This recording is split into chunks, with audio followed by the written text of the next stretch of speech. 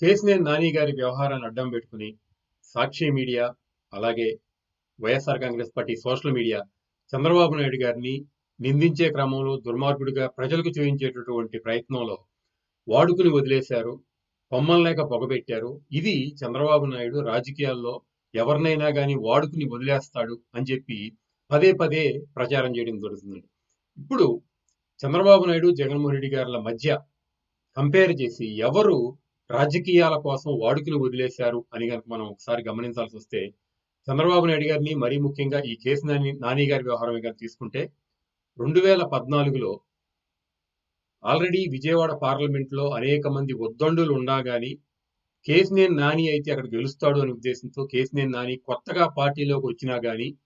చంద్రబాబు నాయుడు గారు కేసినేని నానికి విజయవాడ పార్లమెంట్ అభ్యర్థిగా నిలబెట్టి గెలిపించి తర్వాత 2019లో కూడా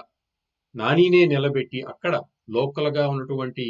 ఎమ్మెల్యే క్యాండిడేట్లు కొంత వ్యతిరేకత చూపించినా గానీ నాని గారి వ్యవహార శైలి బాగోలేదు అని చెప్పి చంద్రబాబు నాయుడు గారు నాని గారికి రెండోసారి అవకాశం ఇవ్వడం జరిగింది. ఆ తరువాత జరిగినటువంటి కార్పొరేషన్ ఎన్నికల్లో కూడా నాని గారి కుమార్తె శ్వేత గారికే Vijayawada corporator or Vijayawada mayor పదవిని పార్టీ ద్వారా ఇవ్వడం, ఆ అభ్యర్థిగా ఇవ్వడం జరిగిందండి. మరి ఇలా కేసినేని నాని గారి వ్యవహారంలోనే చంద్రబాబు నాయుడు గారు వాడుకుని వదిలేశారు అని చెప్పి చెప్తున్నటువంటి సాక్షి మీడియా మరి నాని గారిని ఎక్కడ పార్టీ వాడుకుని అవసరానికి ఇప్పుడు వదిలేసింది అని గనక వివరిస్తే ప్రజలకు అర్థమయ్యేదేమో. కానీ యువతల వైపు జగన్మోహన్ రెడ్డి గారిని తీసుకుంటే తాను రాజకీయ పార్టీ మొదలుపెట్టిన దగ్గర నుంచి తాను రాజకీయాల్లోకి రావాలి అనుకున్న దగ్గర నుంచి ప్రతి అంశంలోనూ ఎవరు దొరికితే వాళ్ళని వాడుకుని తాను ముఖ్యమంత్రి అయిన తర్వాత అందరినీ వదిలేయటం అనేది ఇప్పుడు నేను చెప్తానండి. మొట్టమొదటిగా వైఎస్ రాజశేఖర రెడ్డి గారు ప్రమాదవశాత్తు మరణిస్తే కాదు మా నాన్న మరణం వెనక కుట్ర ఉంది, ఆ కుట్రలో సోనియా గాంధీ, చంద్రబాబు నాయుడు భాగస్వాములు అని చెప్పి ప్రజలను నమ్మించి ఎన్నికల క్యాంపెయిన్లోకి వెళ్ళడం జరిగిందండి. ఆ తరువాత తన బాబాయిని తన కుటుంబ సభ్యులే చంపేసినా గాని లేదు, నా బాబాయిని ముఖ్యమంత్రి చంద్రబాబు నాయుడు ఆయన పార్టీ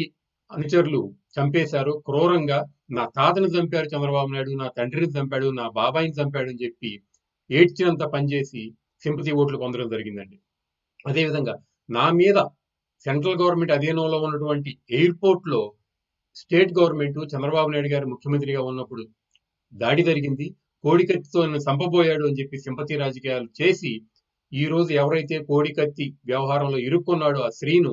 ఇంకా 5 ఏళ్ల పాటు 5.5 ఏళ్ల పాటు జైల్లోనే ఉండడం జరిగిందండి. అదేవిధంగా తాను పార్టీ పెట్టిన తర్వాత అవినీతి కేసుల్లో 16 నెలలు జైల్లో ఉంటే పార్టీని పట్టించుకునే వాళ్ళు లేకపోతే తన తల్లి తన చెల్లి రోడ్లన్నీ తిరుగుతూ వీధి వీధి తిరిగి నా అన్న అమాయకుడు, నా అన్నని ఇరికించారని చెప్పి నానా అబద్ధాలు వాడి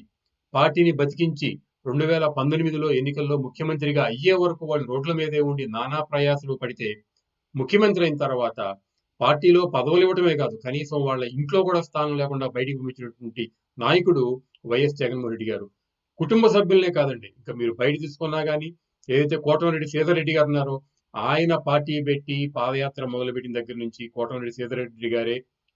వ్యయము అలాగే ప్రయాసలు కూడా ఓనర్చి ఆయనకి అండగా నిలబెట్టడం జరిగింది. కానీ ఈ రోజున కోటమిరెడ్డి శ్రీధర్ గారిని దూరం చేసుకున్నారు అంటే ఇది వాడుకుని వదిలేయటం అనేది. అదేవిధంగా ఆళ్ల రామకృష్ణారెడ్డి గారిని తీసుకుంటే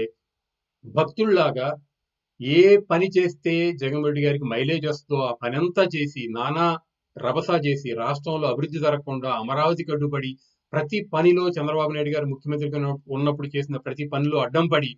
జగన్మోహన్ రెడ్డి గారికి లబ్ధి చేకూరే విధంగా చేసినటువంటి ఆళ్ల రామకృష్ణారెడ్డి ఈ రోజు పార్టీ నుంచి బయటికి వెళ్ళిపోయారు అంటే ఇది కాదా వాడుకుని వదిలేయడం. ఇక కుటుంబ సభ్యుల్ని పార్టీ నాయకులనే కాకుండా ప్రజలను కూడా ఎవరైతే తనకు ఓటేశారో ఆ ప్రజలను కూడా మోసం చేయడం జరిగింది, వాడుకుని వదిలేయడం జరిగింది జగన్మోహన్ రెడ్డి గారు. ఏదైతే సిపిఎస్ రద్దు చేసేస్తానని చెప్పి ఉద్యోగస్తులందరినీ తన వైపు తిప్పుకున్నాడో 5 ఏళ్లైనా కానీ సిపిఎస్ రద్దు చేసి ఓల్డ్ పెన్షన్ ని పునరుద్ధరించలేదు అంటే ఇది వాడుకుని వదిలేయటం. అలాగే మెగా డిఎస్సి వేసేస్తాను, కాంట్రాక్టులకి సమాన వేతనం ఇచ్చేస్తాను, రెగ్యులైజ్ చేసేస్తాను అని చెప్పి ఇవన్నీ ఉద్యోగస్తులకు ఇచ్చింది. అలాగే మహిళలకు 45 ఏళ్లు నిన్న ప్రతి మహిళకి నేను పెన్షన్ ఇస్తానని చెప్పి ఈ రోజు ఆ మాట మాట్లాడకపోవటం, రైతుల విషయంలోనూ అలాగే మోసం చేశారు. సంపూర్ణ మద్య నిషేధం చేసిన తర్వాతే 2024 ఎన్నికల్లో నిలబడతాను, మిమ్మల్ని ఓటు అడుగుతాను అన్న జగన్మోహన్ రెడ్డి గారు ఈ రోజున మరి సంపూర్ణ మద్యపాన నిషేధం చేయకుండానే ఓట్ల వైపుకు వెళుతూ క్యాండిడేట్లు మారుస్తూ ఎన్నికలకు సమాయత్తం అవుతున్నారు అంటే మరి సొంత కుటుంబాన్ని, సొంత పార్టీ నాయకుల్ని అలాగే ఓట్లేసిన ప్రజల్ని అందరినీ నమ్మి వంచించి